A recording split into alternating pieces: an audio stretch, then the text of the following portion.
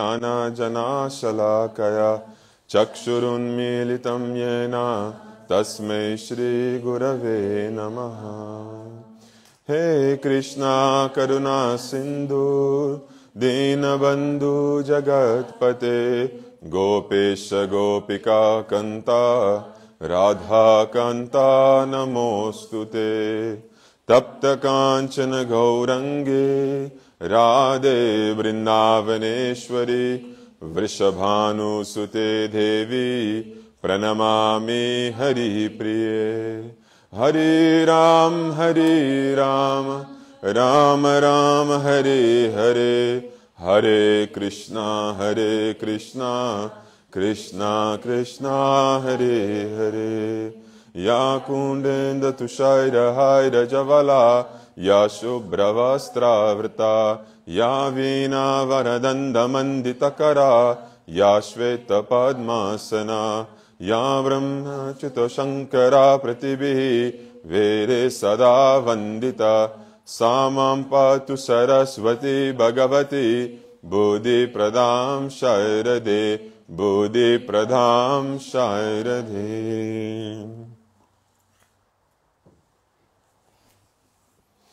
Jai Gurudev. Na realidade, o verso que vocês leram antes tem muito a ver com o que eu queria falar hoje. Então, eu quero falar sobre o controle, ou mais do que controle, a transformação da mente. Porque eu vejo que, mais e mais, ano após ano, não há nada que demonstre mais o nosso nível de espiritualidade do que o ponto até que chegamos no controle da nossa mente, no processo de transformar a mente do nosso pior inimigo em nosso melhor amigo.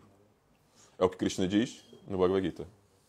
Que essa mente, que vive conosco 24 horas por dia, não temos como fugir dessa mente, começa sendo o nosso pior inimigo. Isto não é uma coisa que acontece com alguns, é com todos. Em termos do nosso caminho espiritual, o nosso objetivo espiritual, a mente trabalha contra esse caminho. E cabe a nós, com a ajuda de Deus, com a ajuda do nosso mestre espiritual, transformá-la, transformar essa mente e chegar a um ponto em que essa mente deixa de ser nosso pior inimigo, mas sim nosso melhor amigo. Significando o quê? Que as decisões que essa mente vai tomar, as escolhas que essa mente vai tomar, vão ser 100% coerentes com aquilo que eu quero alcançar, em termos espirituais. Não mais ou menos coerentes. Não, sim, em geral estou indo na direção certa, mas com alguns erros no caminho. Não, uma coerência total. Estamos todos a ler da mesma página e na mesma direção, etc, etc. E é um processo que eu vejo que mais e mais as pessoas entendem ao nível da teoria, mas nunca põe em prática, ou raramente põe em prática. Porque eu vejo comportamentos, decisões, escolhas, mentalidades que continuam claramente agindo contra a vontade do coração, a vontade da alma, ou, no mínimo, algo que eu posso medir externamente, a palavra do Guru. Porque não sei o que vossos corações querem ou não querem, mas, ao mínimo, existe essa falta de coerência. E eu acho que uma coisa é nós podemos estar a começar esse processo, ou já estamos nesse processo há algum tempo, e ainda não chegamos lá. Ainda não chegamos ao ponto desse alinhamento total. Tudo bem. A minha mente é mais ou menos minha amiga. De vez em quando é minha amiga, de vez em quando continua inimiga. Isso é tudo ok. O problema é quando essa percentagem continua tipo 20% amiga e 80% inimiga. Não estamos a falar de um processo que já está em algum andamento, mas sim que fica preso naquela fase que de vez em quando a pessoa acerta nas decisões que toma. Mas muitas vezes faz cagada. Ok? E eu acho que isso é por quê? Porque as pessoas não se comprometem o suficiente ao processo que transforma essa mente. Não levam a sério o suficiente isto. Se calhar têm fé a mais, que é sempre bom, mas às vezes as pessoas misturam fé com esperança. Uma coisa é ter fé e confiança. Uma fé que não duvida, que não questiona, que sabe, Deus está comigo, meu Guru está comigo, e isto tudo vai ser resolvido de um modo ou outro e eu confio plenamente. Isso é uma coisa. Mas o tipo de fé que eu vejo mais não é essa fé, mas a fé que diz, eu espero que Ele está comigo. Não tenho a certeza, duvido, questiono, mas tenho a esperança que Ele está comigo, que Deus está comigo, que Deus vai dar a volta, porque eu não dou conta disto. Minha mente, minha vida, é tudo muito complicado, mas se calhar Deus, olha, estou aqui, né? Eu te amo. Então, se calhar, um dia desses. Mas isso não é fé. E então eu acho que existem muitos passos sérios que as pessoas têm que tomar e têm que assumir para mudar essa mente. Não vai acontecer por acaso. Não vai acontecer com pouco esforço. Pelo menos eu nunca vi acontecer dessa maneira.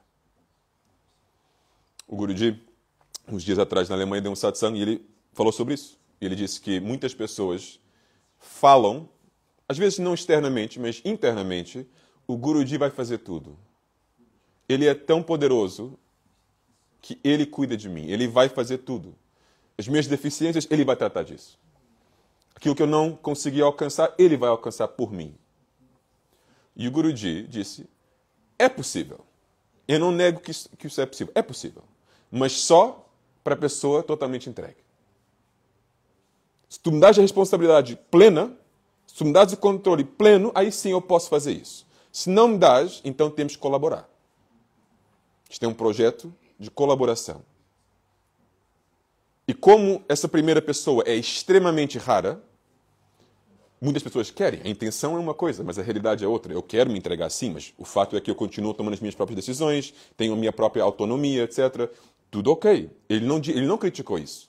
Na realidade, ele não falou mal de tal pessoa. Ele disse que, mas então tens que entender que a maneira como vamos chegar aos nossos objetivos vai ser em colaboração. Tu não podes despejar tudo em cima de mim e dizer que tu vais tratar de tudo se não me dás as chaves da casa, digamos assim.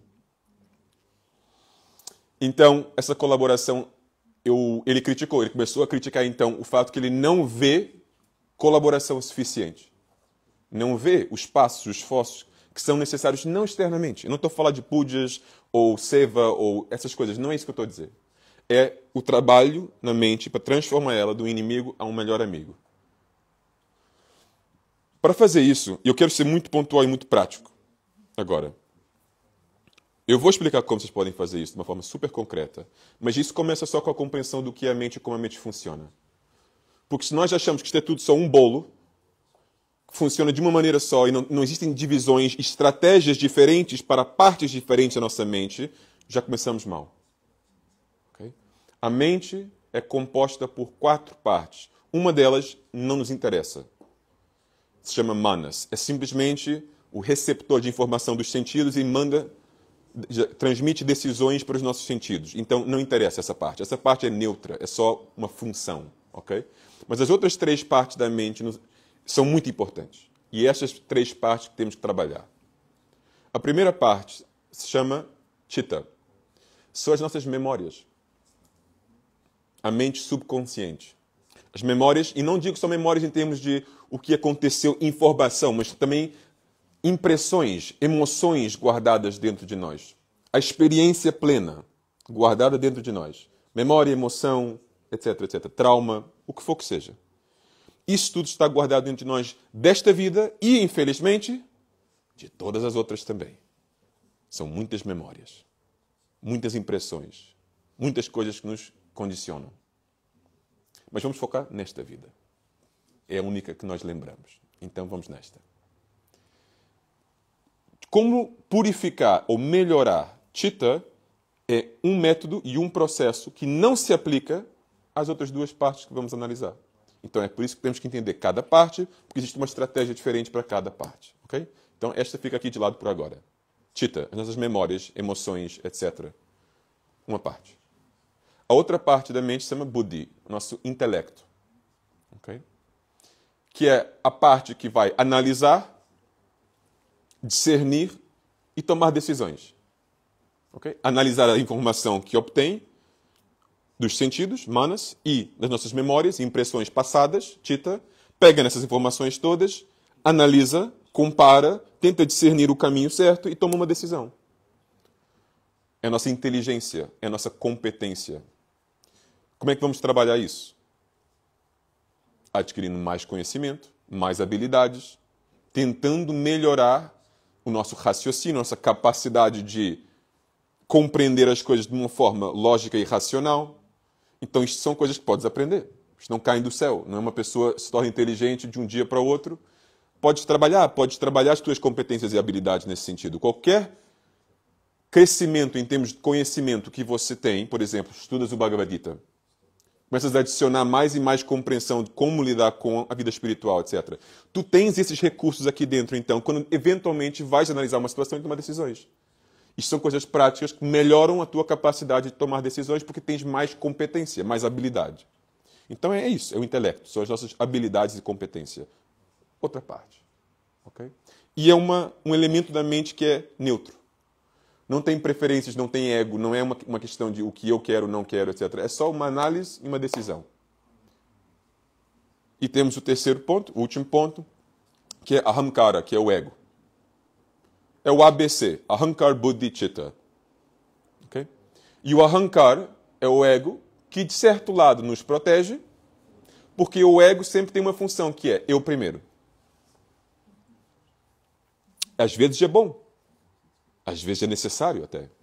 Outras vezes é horrível. É aquilo que destrói não só nós próprios, mas tudo que nós valorizamos na nossa vida. Porque esse filtro de eu primeiro pega na decisão que Buddhi toma, o nosso intelecto toma, e diz, ok, vamos pôr um filtro nessa decisão que é, esta decisão vai me prejudicar e eu tenho alguma coisa que eu posso ganhar com esta decisão. Então vamos adaptar a decisão para evitar perder algo e aumentar as chances de ganhar algo com a decisão. É uma decisão que, no final, se torna mais egoísta. Okay? Isso acontece com todos nós. Normalmente de uma forma mais sutil. Por exemplo, o que o nosso ego gosta? De prazer. O que o nosso ego não gosta? De sofrer. Então é pegar uma decisão. Por exemplo, a decisão do Buda pode ser, hoje eu vou fazer 5 horas de serviço, porque é o que o templo precisa, é o que eu acho que precisa, é o que a missão precisa. É a melhor escolha a fazer, com todas as informações que eu tenho. Existe uma necessidade, eu tenho capacidade, eu caso a necessidade com a capacidade, isso daqui é a decisão. Mas depois chega o ego e diz assim, bem, se calhar 2 horas, não 5. Porque assim eu me sinto menos cansado, eu tenho mais tempo para entrar na minha zona de conforto e relaxar, mas vamos pensar em alguns outros fatores. Vamos ter muitas pessoas lá para ver que eu estou a fazer seva? Aí já posso aumentar para 3 horas. Porque eu tenho algo para ganhar com isso. Reputação, imagem. Pessoas vão ver que, eu estou a fazer algo de bom, então já não é tão, já não me custa tanto, digamos assim. Mas o filtro, estás a ver, é sempre esse. O que é que eu ganho com isto? Ok? E depois sim a decisão se manifesta, só depois de passar por esse filtro. Ok? O problema, então, é que cada um precisa de uma estratégia diferente. Vamos voltar, então, ao C. Chitta. As nossas memórias. Como é que nós podemos melhorar as nossas memórias? Temos 2 estratégias. A primeira é a seguinte. Se nós temos impressões do nosso passado guardadas aqui, e coisas acontecem agora na nossa vida, os gatilhos, acontecem, tu vais buscar na tua memória, Chitta, as referências, o que eu faço quando isto acontece. Quando esta situação, que é um gatilho, acontece, qual é a minha reação? E tu vais buscar não uma decisão nova, mas sim primeiro vais olhar para o passado. O que eu fiz no passado? Quais são as minhas referências? Imagina que tu no teu passado, não estou a falar agora, mas no teu passado, quando existe um conflito, a tua tendência foi sempre correr. Não enfrentar o conflito, mas fugir. Por quê? Porque você aprendeu isso com os teus pais, você viu isso em um amigo, o que for que seja. Pode ser 1000 razões por qual esse hábito foi criado, mas o hábito está lá. E é a tua referência. E é a única referência que tens. Nunca viste ninguém lidar com conflitos de uma forma saudável, não tens essa referência dentro de você, só tens essa única solução que é vir as costas. A chance que essa vai ser a reação que vais ter de novo é extremamente alta. Extremamente alta. Agora, isto se aplica a qualquer hábito que você tem e qualquer gatilho.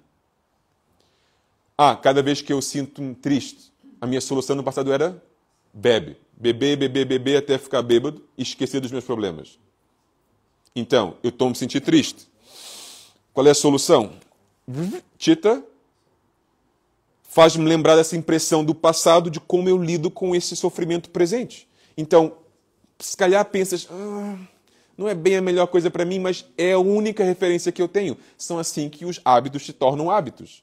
E é assim que as pessoas sentem dificuldade de largar os hábitos, porque não têm alternativas.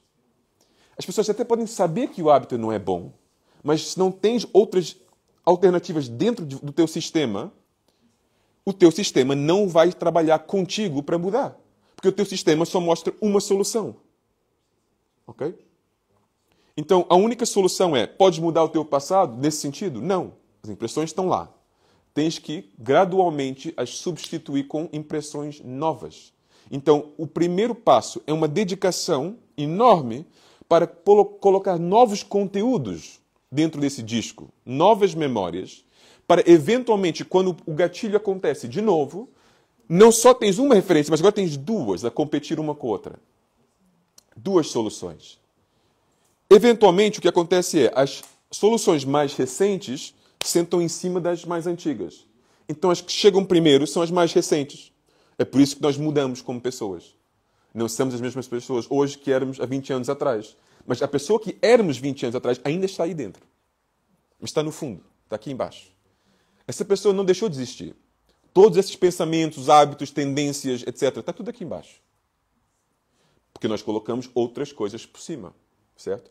Às vezes, quando temos má sorte, chega aquele gatilho que vai buscar a coisa lá embaixo e volta aqui em cima. Porque é um gatilho que só tem uma referência muito específica àquela memória lá embaixo. Pode ser uma canção.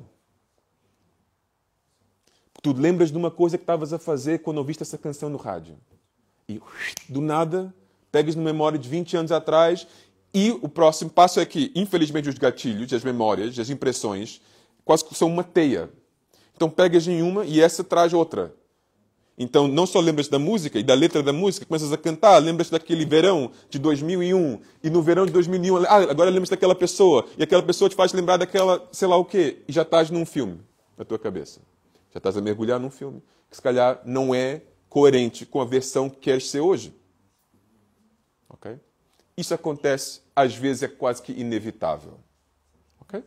Mas a tua capacidade de lidar com isso de uma forma coerente com quem tu és hoje tem tudo a ver com, ok, esta memória voltou, mas e o resto dos conteúdos aqui? Como é que eu vou responder a essa memória? Porque a memória é um novo gatilho para a próxima memória, etc, etc, etc. Então, não podes fugir do fato que tens que introduzir hábitos novos dentro desse disco que correspondem à versão de você que você quer ser hoje. Porque quem você quer ser hoje provavelmente não foi sempre a mesma pessoa que quiseste ser ao longo da sua vida inteira. Então, os hábitos que você tinha antigamente nem sempre são os hábitos que vão te ajudar hoje para se tornar a pessoa que você quer ser hoje ou amanhã. Então, tens que introduzir hábitos novos. E a questão é, vais gostar dos hábitos novos? Não. Porque não tens referência nenhuma de que eles funcionam, que tu gostas dele, que eles te trazem prazer, etc, etc. Então, para criar um hábito novo é extremamente difícil. E é por isso que a gente diz que precisamos de disciplina. Aquela palavra chata. Mas a disciplina é só uma disciplina circunstancial. Tu não precisas para sempre. Tu precisas até teres colocado impressões suficientes dentro desse disco para que, eventualmente, não tens que ser convencido a acreditar nessa nova solução. Se torna uma coisa natural. E aí já não precisas da tal disciplina, porque é uma resposta natural. Por exemplo, uma situação me chateia. E eu estou agora sentindo raiva, tristeza, chateado, etc. Em vez de fugir, ou em vez de beber, ou em vez de lutar e brigar, ou violência, ou o que for que seja, minha solução nova é: eu vou dar um passeio na natureza fazendo japa. Ok? Porque eu acredito que, teoricamente, deveria ser uma solução mais construtiva, menos negativa, e ao mesmo tempo me traz algo que faz sentido com o que eu quero ser hoje em dia. Né? Vamos tentar. Primeira vez eu faço e estou lá a fazer o japa, ainda pensar no problema e dizer um monte de palavrões e de vez em quando não é om namonarana, é problema, problema, problema. Tudo bem. Falta de hábito. Ok? Mas tem que tentar uma segunda vez. E uma terceira vez. e uma quinta vez, se eu tenho uma gota de fé no nome divino. Se eu tenho uma gota de fé que essas coisas realmente têm potência e têm capacidade de nos ajudar, eu tenho que manter motivado para chegar ao ponto que eu sinto o efeito. Se eu não tenho essa fé, então não vale a pena começar esse tipo de solução. Não é? Então, temos, repito, tomar decisões que são coerentes com a nossa fé e nossas escolhas e quem nós somos hoje. Esquecendo o passado, de certo modo. Esse hábito começa a mudar ao ponto que eu tenho colegas, eu falo com eles às vezes e eu vejo, parece um bocado triste. E ele admite, sim, estou. E eu vou ao meu disco e digo, queres ver um filme? Queres ver um filme juntos? Por que eu escolho isso como solução? Porque é um hábito. Um hábito do meu passado, que é, se eu estou me sentindo um bocado perturbado mentalmente, vou desligar a mente um bocado, vou pôr uma série, televisão, um filme, um jogo da bola, uma coisa assim do tipo, só para desligar. Mas, agora, refletindo, isso resolve o meu problema? Nunca.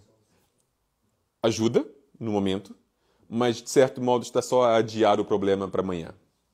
Ou para a próxima vez que o gatilho surge e eu tenho a mesma reação. Ok? Então, isso quer dizer que eu não posso ver filmes? Quer dizer que eu não posso ver jogos da bola? Posso, mas não como medicamento. Não como soluções para problemas, mas como escolha livre para desfrutar de uma coisa que eu gosto. Não está a resolver um problema, mas sim uma coisa que eu quero adicionar à minha vida por escolha própria, por gosto. Entendem? Mas muitas vezes nós pegamos essas coisas como soluções para os nossos problemas. Krishna fala, capítulo 18, verso 66, Sarva Dharma Parityaja, abandone todas as outras soluções. Mam ekam sharanam braja, e torne de mim a sua única solução. Se você fizer isso, eu cuido de você. Se você não fizer isso, paciência. Porque não existe colaboração. E aqui eu volto ao ponto inicial. Não pode pedir ajuda a alguém e ao mesmo tempo pedir a 10 outras pessoas e achar que a pessoa vai se sentir valorizada, que realmente a pessoa acredita em mim como a solução do problema dela, se ao mesmo tempo pede ajuda a 20 outras pessoas. É como dizer, vais a uma mulher e diz, queres casar comigo, mas também pediste a outras 10. É que se não funcionar contigo, tem outros 9 pedidos. E ela vai se sentir especial e vai se sentir mais motivada para dizer que sim? Faz todo sentido. É boa estratégia. Não. Não é assim que a vida funciona. E nós sabemos disso. Mas, ao mesmo tempo, de certo modo, eu observo que nós brincamos assim com Deus. Deus, tu és a minha solução, está bem? Agora, também vou ter umas outras 9. Se não der certo, ou se estiveres um bocado lento hoje, não é? Tem outras soluções. Se calhar não é boa ideia. Então, essa primeira estratégia é mudar os conteúdos, não removendo os que já estão lá, mas puxando para baixo, com novos hábitos, novas escolhas que são coerentes com quem tu és hoje. E vais ter que ter disciplina até chegar ao ponto que o resultado realmente se demonstra, se manifesta, e aí não tens que ter disciplina porque já concordas com aquilo e vai ser uma coisa natural. Não te sentes bem, fazes o Kriya. Não te sentes bem, ouves um satsang do Guruji. Não te sentes bem, fazes uma ronda de japa. Não te sentes bem, fazes o puja. Isso como soluções, porque é coerente com quem tu és hoje. Antigamente fazias outras coisas, tudo bem. Mas não és a mesma pessoa que eras antes? Coerência. Não é? Ok. Segunda estratégia é a seguinte. Às vezes as pessoas dizem não podemos mudar o nosso passado. É mentira, já falei isso várias vezes, até neste tempo já falei isso. Nós podemos mudar o nosso passado, por quê? Porque os traumas do nosso passado, os erros do nosso passado, as emoções e as memórias mais pesadas do nosso passado, nós escolhemos como nós interpretamos esses momentos da nossa vida e, consequentemente, como nós guardamos esses momentos dentro da nossa memória. Nós escolhemos isso. E podemos sempre reanalisar esses momentos e tomar decisões novas perante a informação que temos hoje, perante a perspectiva e a sabedoria que temos hoje. Por exemplo, um exemplo banal, mas que faz sentido ao mesmo tempo. Conheço um amigo muito bom que, na infância, era um preguiçoso, Tipo, nunca estudava, nunca se preparava para as provas, etc. Chegou um dia, ele foi para a prova, sempre dava bem, porque é muito inteligente, sempre se safava de um modo ou outro. Uma vez não se safou. Bateu com a cara contra a parede, foi horrível aquilo. A prova saiu super mal, ele ficou super triste, deprimido e, de repente, cheio de medo de provas. Porque se sentiu inadequado, tudo isso, blá, blá, blá. Ok. Mas o fato é que ele era muito preguiçoso. Não é que ele se esforçou e falhou. Ele não fez esforço nenhum e falhou. Mas ok. Como ele guardou a memória? Eu sei por ter visto e ter vivido aquilo e conversado com ele. Trauma, provas, não gosto de ser testado, não gosto de me expor dessa forma, não gosto de me sentir inadequado, incompetente, etc, etc. Foi como ele guardou essa memória. E guardou assim durante anos e tomou um rumo totalmente diferente na vida. Não foi para a universidade, quando era óbvio que ele ia, era o plano dele. Escolheu não ir, porque não queria entrar nesse jogo, nesse sistema, as pessoas que só testam as pessoas, provas e sei lá o quê, como se isso fosse uma medida do valor de uma pessoa. Começa com esses grandes discursos. De repente, do nada, começou com essa sabedoria, que isto é tudo um sistema que não funciona e tudo isso. Por quê? Desculpa, eu não quero me pôr nessa situação. Então, mas tem uma grande filosofia que isto é só palhaçadas de universidades e tudo isso, e as escolas, é tudo uma palhaçada. Okay? E voltando ao ponto que ele nunca se esforçou na vida, mas pronto. Passado uns anos, eu vejo ele com o Guruji e ele tem uma conversa com o Guruji e o Guruji, obviamente, está a testar ele. Ele não está a enxergar isso, porque é um teste assim daqueles sutis que o Guruji faz de vez em quando, um teste de caráter, etc. Aí o Guruji faz um teste mais óbvio e começa a perguntar coisas de filosofia. Sabes-me dizer isso? Sabes-me dizer aquilo? Sabes-me dizer aquilo? E eu vejo o homem... O trauma do passado. O pânico total. Não é? E o Guruji, um grande sorriso na cara. Era isto que ele queria. Trauma. Vamos enfrentar isto juntos. Bora. Então ele tendo essa reação, quase que entra num ataque de pânico. Diz, Guruji, eu não sei, mas eu te amo. Vai logo para as justificações. Logo para as desculpas. Eu posso não saber livros, mas eu faço seva e eu estudo e eu sou isto, sou aquilo. O Guruji, calma. Eu não perguntei isso. Eu não te ataquei. Eu não questionei. Só perguntei se sabes o que o Krishna diz no capítulo 16 do Bhagavad Gita. Não, mas... Calma. Não precisas te defender. Ninguém está a te atacar. Sabes ou não sabes? Não, não sei. Então como é que vais descobrir? Pronto, vou ter que estudar o Bhagavad Gita. E ele, boa. Isso, para fazer isso precisas do quê? Pá, disciplina? Ele, não, antes da disciplina. Effort.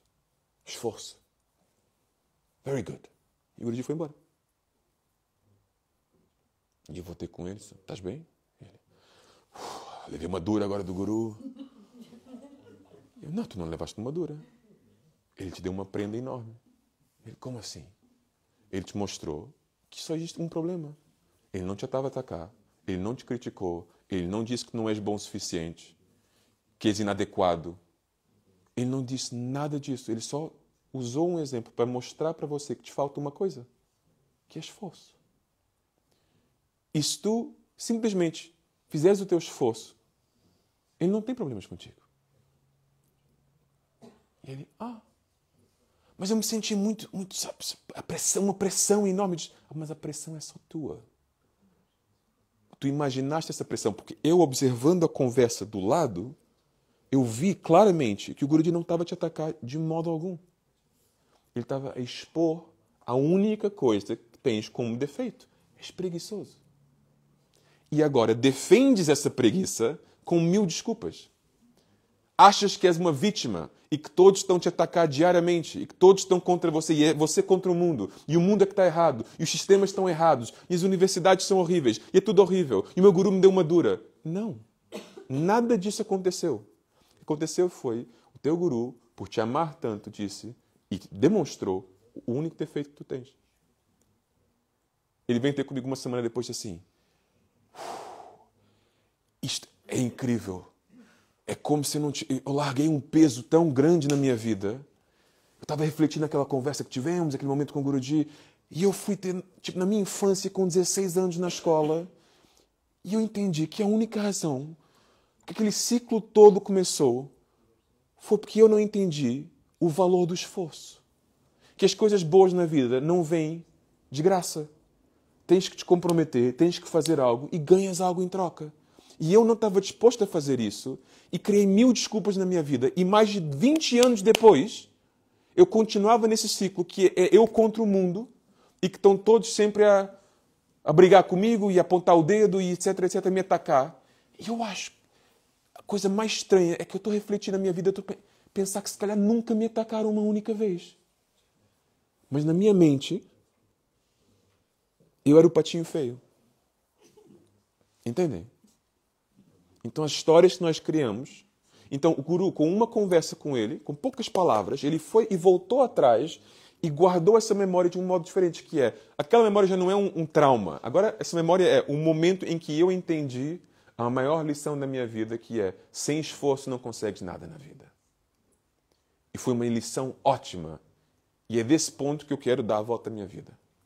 Então, tu te lembras agora disso, vês uma prova, vês um teste, um desafio, e tu vais pensar, pronto, agora o gatilho dele não é fugir, trauma, se defender. O gatilho agora, qual é o esforço que eu tenho que dar? Qual é a solução aqui? Qual é o caminho ao resultado? O que eu tenho que fazer da minha parte para conseguir alcançar isto? Então nós podemos voltar atrás com nova sabedoria e mudar o nosso passado, mudar coisas que nos aconteceram para afetar o nosso agora. Porque nós estamos a ter essas reações hoje. Uma pessoa vem, estás a ter um conflito com uma pessoa, observa as tuas reações. Observa os teus padrões, como você pensa, como você reage, como você fala. Tudo isso não é uma coisa que tu decides agora. Faz parte de uma vida inteira. Essa resposta é construída não só com as tuas escolhas agora, mas pelas coisas que te condicionam ao longo da sua vida. E se algo que não te está a ajudar nesse passado, tu podes voltar atrás e redefinir esse passado e repensar e reanalisar e chegar a novas conclusões que vão te ajudar. Cada vez que esse gatilho aparece, vais ter uma resposta mais adequada. Te garanto. Mas estão a entender o que eu disse quando eu digo que eu não vejo, muitas vezes, um trabalho consciente suficiente para chegar a esse ponto de tornar essa mente de um inimigo a um amigo? Quantas pessoas podem dizer que fazem isso conscientemente, constantemente? É raro.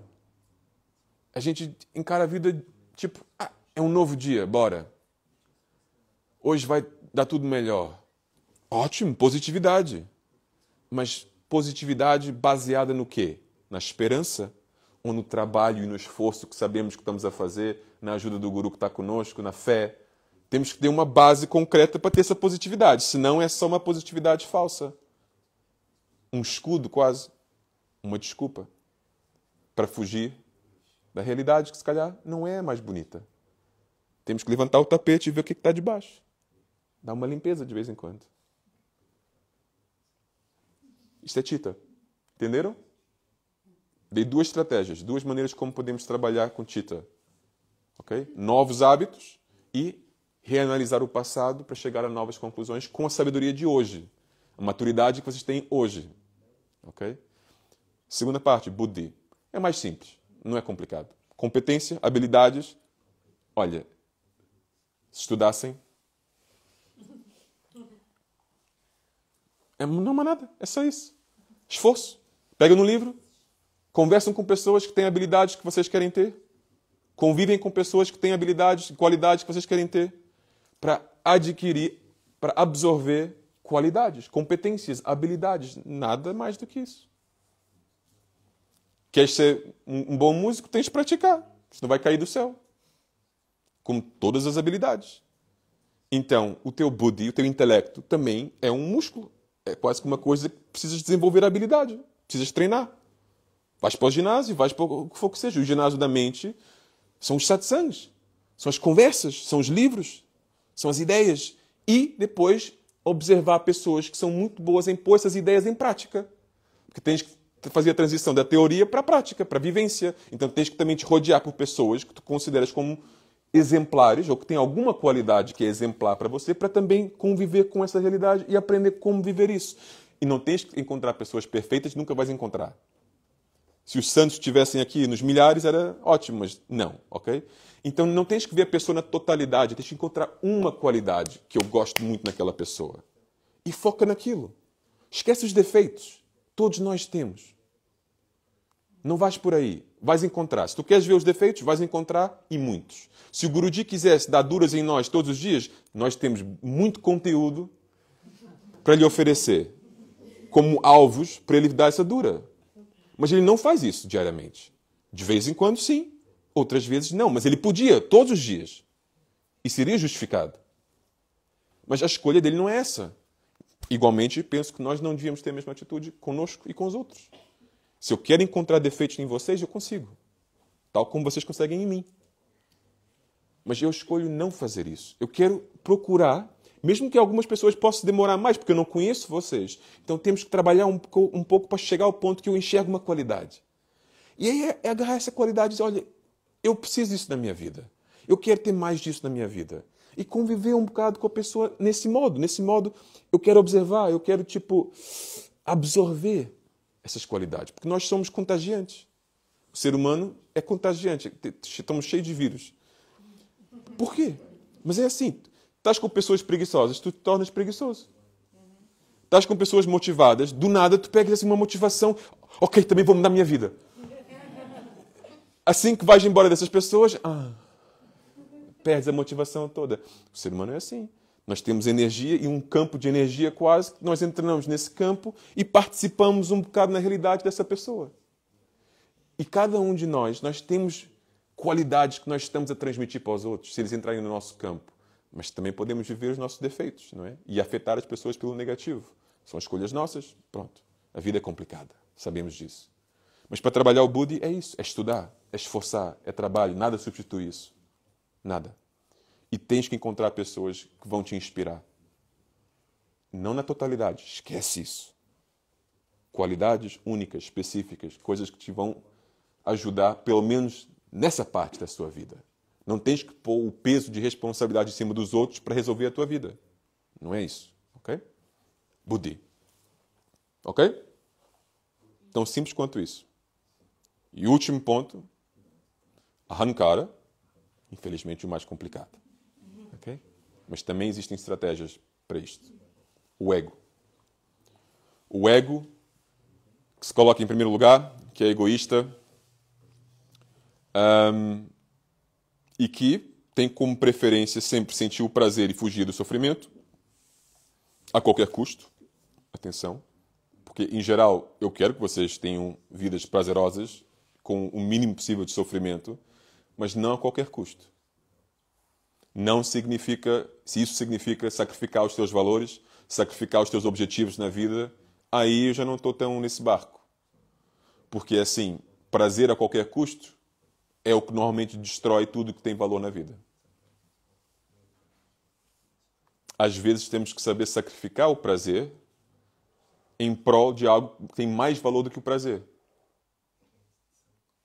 E eu acredito que existem várias coisas na vida que têm mais valor do que o prazer imediato. Mas, às vezes, não somos tão inteligentes nesse sentido. Então, Ahankara tem que ser trabalhado. Porque a razão por qual vocês não são tão inteligentes nesse sentido é porque não estão a trabalhar o Ahankara.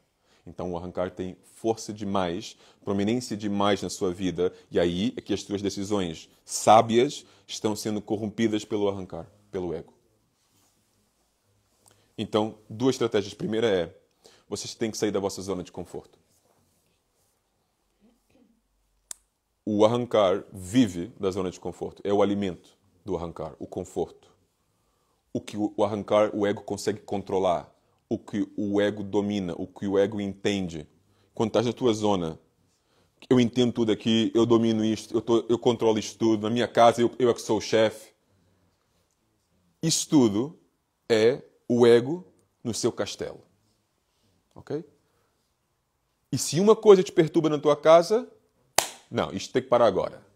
E vamos resolver isto o mais rápido possível, porque é o meu castelo. Isto aqui é literalmente um escudo, uma proteção que nós temos para o nosso ego. E sair de casa, isto aqui é o perigo. Estou fora de casa, não controlo as coisas, não domino as coisas, não sei o que vai me acontecer hoje. Vou com cuidado, o mínimo possível de tempo, fora de casa, em situações que eu não entendo ou não controlo. Okay? Vou te dar um exemplo. É um exemplo óbvio, mas para mim sempre funciona. Estás numa sala com 9 outras pessoas, são 10 pessoas na sala. E as outras 9 pessoas falam uma língua que tu não entendes. Tu estás sentado lá e estão todos a conversar e dar gargalhadas, falando essa língua que tu não entendes nada. E estás sentado lá a só ouvir isso, feito palhaço. Não entendes nada, mas estás lá. Vais te sentir bem? Não. Por quê? Tens alguma razão para não te sentir bem? Outras pessoas estão a se divertir, outras pessoas estão a falar uma língua que não entendes. E aí? Mas não te sentes bem por quê? Porque o ego diz assim, eu não me sinto bem aqui. Eu não entendo o que está a acontecer. Eu não estou a controlar a situação. Não domino a situação. E é possível, ainda pior, que eles estão a falar mal de mim. Que as gargalhadas todas são pessoas a brincar com a minha cara, etc. Epá. E começas a criar o filme na cabeça. Isto é o ego. O ego cria o filme por quê? Porque está a tentar te convencer para sair daí. Na realidade, não tens razão nenhuma para ir embora. Estás bem. Como em 99% das situações da vida. Nós estamos bem. Mas o ego não está bem. Porque o ego tem uma agenda, um objetivo diferente do nosso ser verdadeiro. Então o ego diz assim, eu não estou bem aqui e eu tenho que te convencer agora a acreditares que não estás bem, porque nós temos que estar alinhados. Tu, o teu eu verdadeiro e o ego temos que estar alinhados. Então eu vou te convencer, não, tens que sair daqui, isto aqui não é bom. Estão a falar mal, hein? Ataca ou foge. Ataca ou foge, mas não aceita. Porque se tu aceitares, o que é que acontece? O ego tem que baixar a cabeça. Porque o ego diz, desculpa, eu não consigo entender, eu não consigo dominar esta situação, eu sou incapaz. E o ego assumir que é incapaz, então o melhor é sempre brigar ou fugir, mas nunca aceitar. Ou vamos para a briga, ou eu vou fugir. Mas aceitar? Não. Porque é o ego admitir que é incapaz. Então, sair da zona de conforto, o máximo possível, é expor o vosso ego a situações em que o ego tem que baixar a cabeça. Agora, tens que casar isso com a sabedoria do caminho para não brigar constantemente ou fugir constantemente. Senão, sair da zona de conforto só te vai trazer mais sofrimento e soluções nenhumas.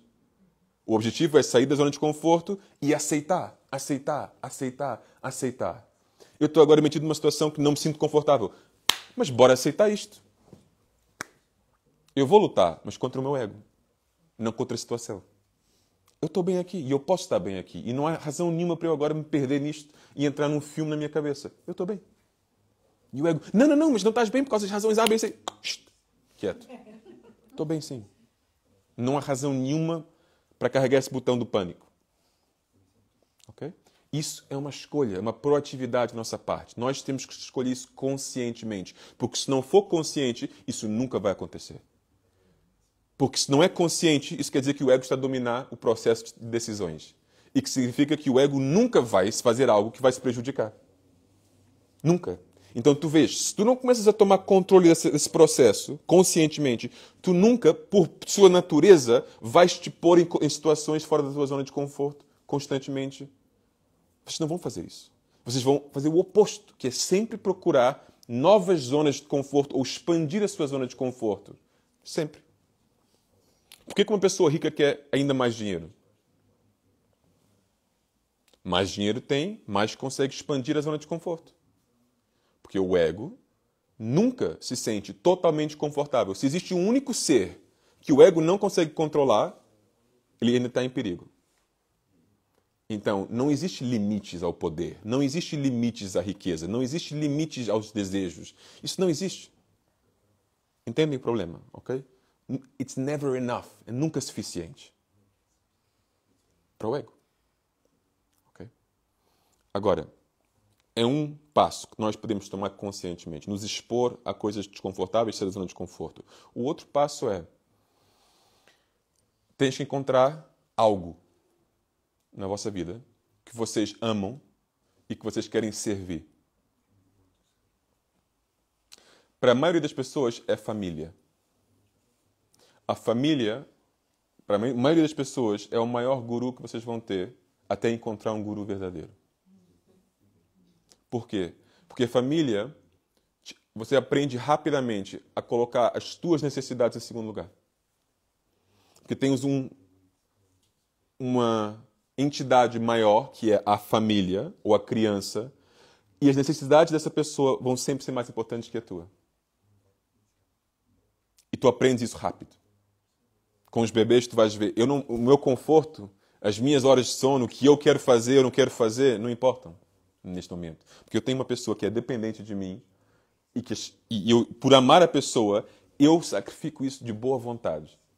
Eu faço isso sem grande estresse por amor à pessoa, por amor à família. Então, o princípio do sacrifício, não é, se torna uma parte da nossa vida quando fazemos parte de um conjunto maior que damos mais importância do que nós próprios. Isso também acontece no desporto, por exemplo. Quando és parte de uma equipa e diz a equipa acima do indivíduo.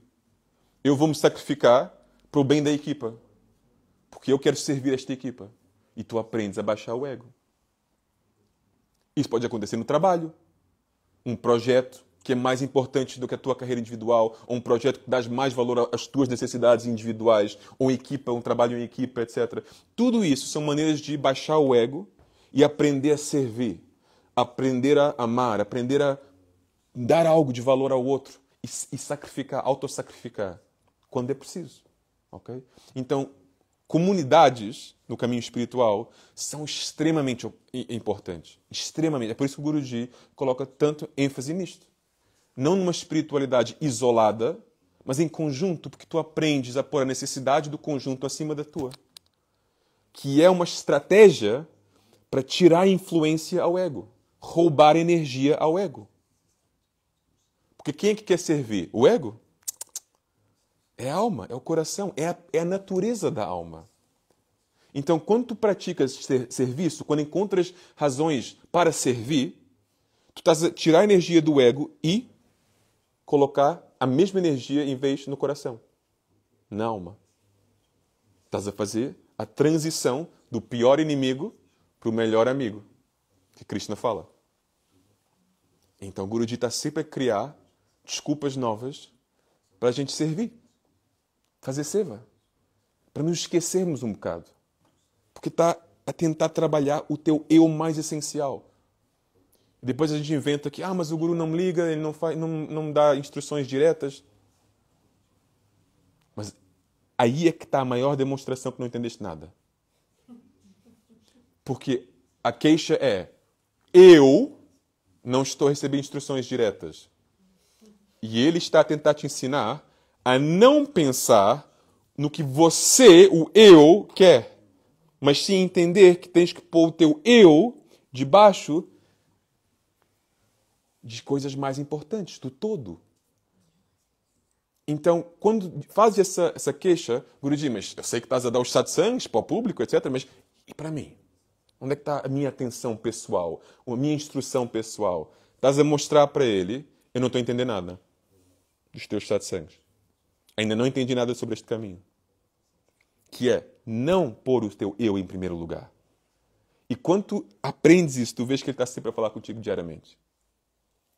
Que tudo que ele faz, tudo que ele fala, é para você. E o maior favor que ele está te fazendo é não dizer o teu nome. Se ele começasse o satsang, este aqui hoje é para o Sitaram e o Vikshar. E começa o satsang. Primeira reação, medo e orgulho. É o medo, ui, o que vem agora? E o orgulho do, mas o meu guru está pensando em mim. Olha. Não é?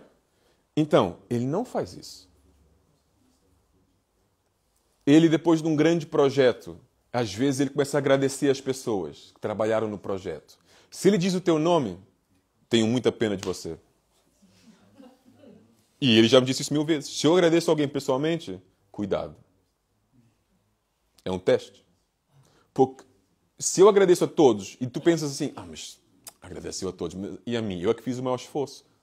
Se tu queres aquele reconhecimento da parte dele, tu queres que ele diga o teu nome, não entendeste nada. Estás a falhar em grande. Mas eu vejo as pessoas, quando ele diz o nome, elas ficam tão felizes. Ele reconhece o meu seva. Ele viu que eu estou a servir. Mas só estás a mostrar para ele que não entendeste nada. Olha o quanto feliz eles ficam quando eu reconheço o ego deles. Como se o meu obrigado geral não se aplica a eles também. Não, precisam ser especiais. Porque é esse o jogo do ego. O ego quer ser especial. Se tu vais me agradecer, Guruji, tens que me agradecer mais que o meu vizinho. Senão eu não sou especial. Se vais me dar atenção, tens que me dar mais atenção que o meu vizinho. Senão eu não sou especial. Não é? Então, encontrar um alvo para servir com amor é a melhor solução ao arrancar que vocês podem ter na sua vida. Serviço, serviço, serviço. Mas serviço consciente. Eu estou conscientemente tentando pôr o meu ego de lado. E eu dei os exemplos. O desporto, família, trabalho, etc. Onde vocês aprendem isso naturalmente. É verdade ou não é? Eu vejo a minha mãe como uma pessoa que me chateou durante anos da minha vida, quando eu era criança. Minha mãe só me chateando na cabeça. Depois, tu cresces um bocado, olhas e vês quanto ela sacrificou as suas vontades, os seus desejos, a sua carreira, tanta coisa que ela queria fazer na vida, e não fez na totalidade, porque estava a dar prioridade a quem? A mim. Ela gastou dinheiro que não tinha para me pôr em escolas para me dar a melhor vida possível. Entendem o que isso é? É baixar o ego. É uma vida que não está sendo dominada pelo ego, mas sim pelo amor, pelo serviço, pelo coração. E o Guru tenta nos ensinar isso. Mas em vez de servir coisas que vão acabar, relações, trabalhos, projetos que têm um começo e infelizmente têm um fim, ele nos ensina a servir Deus, que nunca tem fim. Nunca deixa de ser o nosso objeto de serviço. Mas o conceito de Deus dele é tão lindo, porque o conceito de Deus dele não é vem para o templo para servir a deidade, que é o único lugar onde vais a encontrar. É o único espaço onde vais encontrar Deus. Não, eles vêm aqui para aprender o que é ter um relacionamento com Deus. Mas depois tem que reconhecer que esse Deus está aqui, presente em cada um de vocês, em todo lado. Agora, sirva a Deus. Como é que vais ouvir isso, entender isso, quando ele fala nesse contexto? Sirva a Deus. As pessoas vêm ter com ele, mas Guruji, eu tenho um trabalho muito mundano, como é que eu vou servir Deus? E Deus não está lá? E Deus não está nessas pessoas? Deus não está em todo canto? Mas temos que ter essa visão ampla. E depois baixar o ego para servir. Porque é algo mais importante do que nós. Aí existe o medo. Se eu passo a minha vida servindo à vontade dos outros, quem vai servir a mim? Como é que eu vou alcançar as minhas necessidades? Esquece os meus desejos, as minhas necessidades. Quem é que vai cuidar de mim? Da minha saúde? Minha situação financeira? Emocional? É um medo válido. E é por isso que o ego traz esses argumentos para dizer, ok, serviço, mas em equilíbrio. Hein? Temos que manter um certo equilíbrio porque não podemos nos prejudicar. E não era isso que eu acabei de explicar que o ego faz? Nós primeiro. Eu primeiro. Depois tentamos fazer o melhor para os outros, mas eu primeiro. E o Guruji ensina, não. Os outros primeiro, Deus primeiro. E se tu fizeres isso, Deus promete, eu cuido de ti. Ou acreditas na promessa ou não. É tão simples quanto isso. É literalmente um verso que cada devoto iniciado tem que entoar todos os dias. Por pedido dele. Acabas o teu dia, sarva dharman parityaja, mamekam sharanam braja, ahamta sarva papebhyo, moksheshami maschaha. Abandone as outras soluções e se dedique a mim. Se você abandona isso e coloca a mim, Deus, em primeiro lugar, eu me responsabilizo para cuidar de você. Eu cuido dos teus problemas. Não tenhas medo. É a última linha. Não duvides disso.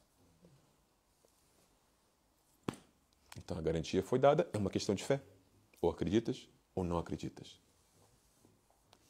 Trabalhes a tua mente ao ponto de acreditar. Por que ele manda a gente entoar esse mantra todos os dias? Se fosse de uma vez só, tá feito, já acreditei de uma vez só. Então era tão simples. Não, ele diz todos os dias, não acabem o vosso dia sem entoar esse mantra. Para quê? Para não esquecermos que nós temos sempre alguém a cuidar de nós. Então, os medos e os argumentos do ego não são válidos. São as armadilhas do ego, que não nos querem perder. Prisão. Tu ficas comigo, alma. Não vais para os pés de Deus, não. Tu ficas comigo. Eu é que sou o teu guru, diz o ego. Então, o melhor de todas as soluções e estratégias é o guru. Porque ele é todas as coisas que eu acabei de dizer numa pessoa manifestada e viva e consciente. Existe um único ser que te traz mais desconforto do que o guru? Também mais amor e sentimentos bonitos e lindos, mas também o oposto. Que te mete mais medo do que o guru? Não. Eu nunca encontrei. Eu prefiro encarar um ladrão na rua com uma arma, uma pistola apontada na minha cabeça do que o meu guru zangado. Eu prefiro. Porque se eu levo com um tiro, pronto, é mau, mas é um corpo. Como milhares que eu já tive. Eu sei que é fácil dizer. Mas com o guru, eu sinto que estamos sempre a lidar com uma coisa um bocado mais profunda. Um bocado mais real. Então é assim. O que o Guruji faz, a postura dele, o comportamento dele, é 100% direcionado a fazer o teu ego baixar a cabecinha. Então, ele é muito estranho, ele tem um comportamento muito irregular, de propósito. Porque se teu ego começa a pensar, eu entendo como ele funciona, eu vejo os padrões, etc., eu entendo como ele é, eu conheço ele. O ego diz, eu estou a controlar a situação, eu domino, eu me sinto, novamente, confortável. Então, o que ele faz? Tudo menos o previsível. Como serviço a nós. Para o teu ego nunca se sentir forte perante ele. E funciona. Mas lembra do que eu te disse. Quando o ego está a ter algo que está a roubar energia, o ego tem duas reações. Ou vamos lutar, ou eu vou fugir. A mais rara é aceitar. Se entregar com boa vontade. Mas a cena que eu amo tanto sobre o nosso guru é, se eu fugir, ele corre atrás de mim. E lá está a diferença entre o guru e todas as outras soluções que eu apresentei. Se eu fujo da minha equipe de trabalho, eles não vão correr atrás de mim. Se eu fujo daquele projeto, eles vão encontrar um substituto e acabou. Se eu fujo da minha família, eu posso não falar com eles durante 20 anos. Se eu fujo do meu guru, ele não me larga. Vai aparecer nos sonhos, vai aparecer em alguma coisa ou outra, de um modo ou outro, vai aparecer na minha vida de novo, dizendo, não é tão fácil, senhor ego. Eu não largo aquela alma que eu amo e que eu sei que ele me ama também. Mas esse ego que está a criar esse problema, não. Eu não vou desistir de vocês tão facilmente. Então, fugir não funciona. Brigar, lutar contra, já tentei várias vezes. Não, falar sério, sim, tem piada, mas já tentei várias vezes. O que, na realidade, não tem piada, mas não recomendo. Uma vez é possível que eu possa recomendar. Vale a pena. Uma vez. Eu sei que é difícil acreditar, mas vale a pena uma vez ter uma briguinha com ele, mesmo que for internamente. Pode ser em frente do altar. Se vocês têm menos coragem, faz em frente a uma foto, por exemplo. Tem uma brigazinha com ele. É sempre bom, porque assim ele te dá um toquezinho, um alerta, para entenderes ou lembrares que se calhar não é a melhor decisão. É tipo, se calhar tocar no fogo não dói. Eu recomendo. Tenta uma vez. 10 vezes eu não recomendo. Mas uma vez tu toca já, afinal dói. Agora já sabes e nunca mais vais fazer. Não precisas especular, não precisas pensar se vale a pena ou não. Já sabes. Tens a experiência. Então, de certo modo, eu até posso recomendar, mas com cautela, claro. E aí, seguro de estiver ouvindo isso agora, eventualmente, posso ficar com problemas, mas pronto, é o que é. O que estás a ensinar as pessoas a brigar comigo? Sim, de certo modo, sim. Porque tu sabes muito bem como é que é. Tu dizes a alguém, não toques no fogo. O que eles vão fazer? Eles vão querer tocar no fogo. Pega isso e transmite para qualquer exemplo que você quiser. E eu sei que é verdade. Porque eu já fiz isso e conheço centenas de pessoas que já fizeram isso. O guru diz, não vais para a esquerda. E por muito tempo não vais pela obediência, pela entrega, pela sabedoria, mas na tua mente só não paras de contemplar. E se eu fosse para a esquerda? O que vai acontecer se eu for para a esquerda? É tão aliciante, é tão interessante. Então, sabe o que o guru faz às vezes? Para não perder tempo. Não temos tempo infinito com ele. Para não perder tempo. Vai para a esquerda então. Vais para a esquerda. É uma catástrofe enorme. E voltas à esquerda, já não quer ir para a esquerda. De repente, és super sábio. Diz, não, o guru nem me disse, mas eu não quero ir para a esquerda.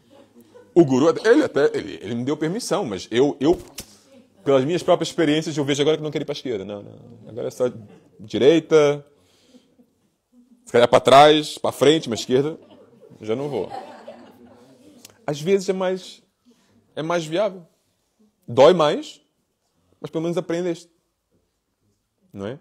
Então, o caminho mais sábio é o caminho onde escutas aos conselhos das pessoas sábias. Ok? Mas, infelizmente, não existem muitas pessoas sábias. Então, o segundo melhor caminho é onde cometes todos os erros o mais rápido possível. Estou a falar sério. Para não perder tempo. Contemplando todas as possibilidades para o resto da tua vida. Então, faz tudo o que tens que fazer. Faz a bosta toda. E depois diz, afinal não quero. Afinal, não é bem isso. E tens linha reta. Não tens mais que olhar para a esquerda, direita, não tens que olhar para o mapa. Eu já sei que não quero ir para a esquerda, nem para a direita, nem para trás. Só vou linha direta. Acabou. Porque eu já fiz isso tudo. Já fui de férias em todas as direções. Não gostei. E se gostaste, vais para a esquerda e gostas, muito bem, então gostaste. Ponto final. Qual é o problema? Nos vemos de novo próxima vida. E, entretanto, estás a desfrutar. Que não é a pior coisa. Pelo menos estás a desfrutar. Não é? Agora, as chances disso acontecer são fraquinhas. Por quê? Porque eu já te disse. Fugir, ele corre atrás. O que nos resta uma única opção. Se não vou fugir e não vou lutar, então eu vou ter que me render. E primeiro vais te render com imensas resistências. Não vais te render com boa vontade.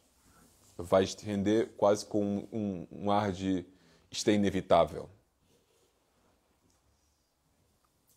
É aquela bandeira branca, não porque tu queres, mas porque, não vês outra opção.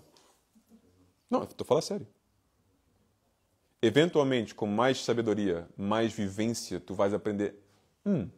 Não só eu aceito agora, mas eu acho que até foi a melhor decisão. E eu digo isto não por necessidade, mas por entender que é a realidade. E, eventualmente, se você tem muita sorte na vida, você chega ao ponto que não só aceita, mas você ama essa decisão.